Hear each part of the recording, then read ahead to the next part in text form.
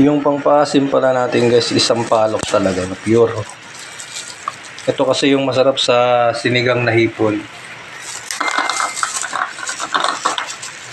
So, yan ang magpapasarap. Ilagay na natin to.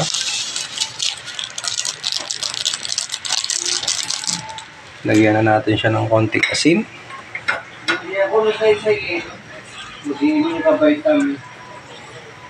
Konti pa.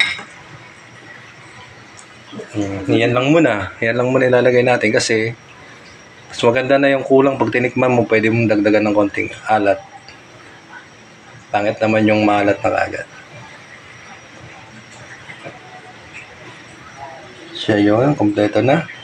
Simple lang ang pagluluto ha. Bawang sibuyas, luya, siling haba. Kangkong. Ayun yung kangkong. Yan lang ang gagamitin.